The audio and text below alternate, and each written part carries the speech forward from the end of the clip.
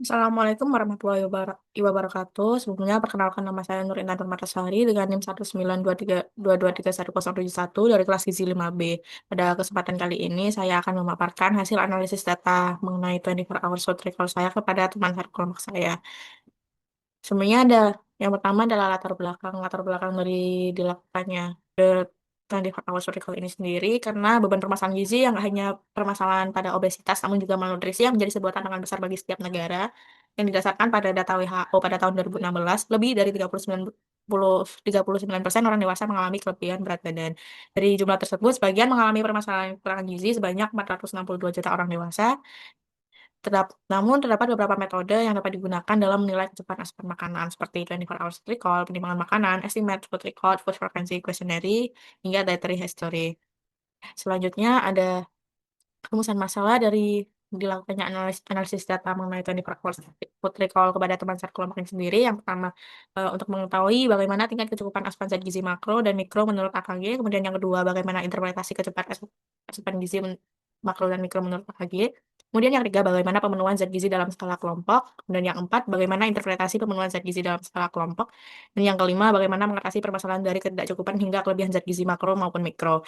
Selanjutnya, eh, tujuan dari dilakukannya analisis data ini sendiri, yang pertama untuk menganalisis perhitungan dan penilaian tingkat kecukupan asupan gizi pada individu maupun kelompok. Kemudian yang kedua, menginterpretasikan tingkat kecukupan asupan zat gizi. Kemudian yang ketiga, menganalisis dan memperhitungkan penilaian pemenuhan zat gizi dalam skala kelompok.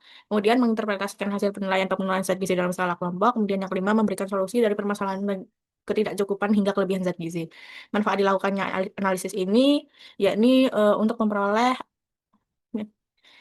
hasil analisis dengan food recall pada responden dengan mengukur dan mengetahui tingkat kecukupan asupan gizi makro maupun mikro pada suatu individu maupun kelompok, serta untuk mengetahui permasalahan gizi ketika tubuh mengalami defisiensi dan kelebihan zat gizi. Merupakan tabel kandungan dan juga komposisi zat gizi hari pertama pada individu CGH. Dari tabel konsumsi dan juga kandungan zat gizi pada hari pertama dapat kita lihat bahwa tingkat kecukupan untuk zat gizi makro untuk energi dan juga lemak ternyata melebihi dari kebutuhan hariannya. Sedangkan untuk protein dan juga karbohidrat telah terpenuhi berdasarkan kebutuhan selama satu hari.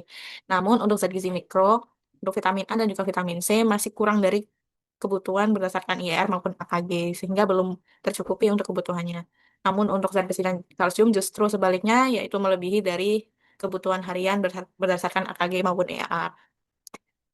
Kemudian untuk hari kedua, berikut merupakan tabel komposisi dan juga kandungan zat gizi konsumsi makanan individu CGH. Berikut merupakan dari tabel komposisi dan juga kandungan zat gizi dapat kita lihat bahwa berbanding terbalik dari hari pertama yang dimana kebutuhan energi, protein maupun karbohidratnya masih sangat kurang dari kebutuhan hariannya. Namun untuk lemaknya telah terpenuhi berdasarkan kebutuhan harian menurut AKG. Kemudian zat gizi mikronya hampir untuk keseluruhan zat gizi mikro ternyata masih kurang dari kebutuhan AKG maupun EER, yang dimana hal tersebut merupakan dampak dari kebutuhan energi yang tidak tercukupi. Lainnya merupakan data kelompok yang dimana pada tabel tersebut tertulis bahwa rata asupan zat gizi tiap anggota kelompok selama 2 hari. Kemudian selanjutnya merupakan angka angka kecukupan zat gizi menurut AKG yang dimana untuk individu laki-laki memiliki tingkat pemenuhan yang lebih tinggi karena aktivitas yang dilakukan mungkin lebih banyak. Dari dari data konsumsi dan angka kecukupan zat gizinya, eh, dapat kita lihat bahwa tingkat kecukupan untuk zat gizi makro maupun mikro masih sangat belum terpenuhi, terutama pada zat gizi makro, yaitu serat, di mana masih di bawah angka 20%. Kejadian kekurangan zat gizi dalam pemenuhan zat gizi laki-laki maupun perempuan dapat menyebabkan berbagai permasalahan kesehatan, seperti pada defisiensi karbohidrat yang dapat menyebabkan tubuh menjadi lemas, resiko marasmus, hipoglikemia, hing- hingga menimbulkan bau tidak sedap dari nafas. Selain defisiensi karbohidrat, defisiensi zat gizi lain seperti protein juga dapat menimbulkan permasalahan zat gizi kesehatan seperti stunting, KKP, hingga kaseksia. Selanjutnya adalah kesimpulan.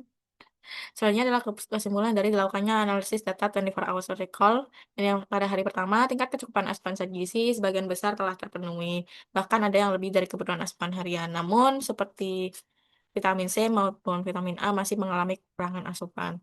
Selanjutnya pada hari kedua ternyata berbanding terbalik dari hari pertama yang dimana untuk zat gizi makro maupun mikro sebagian besar masih belum terpenuhi. Hanya zat gizi lemak yang telah memenuhi angka kecukupan zat gizi berdasarkan AKG. Berbanding sebenarnya untuk penilaian zat gizi kelompok cenderung tidak terpenuhi baik zat gizi makro maupun mikro. Pada kelompok perempuan, zat gizi yang terpenuhi hanya vitamin A dan juga zat besi. Sedangkan untuk kelompok laki-laki, seluruh zat gizi makro maupun mikro tidak ada yang terpenuhi kebutuhannya. Berbagai permasalahan kesehatan juga dapat timbul dari kejadian defisiensi maupun kelebihan asupan zat gizi.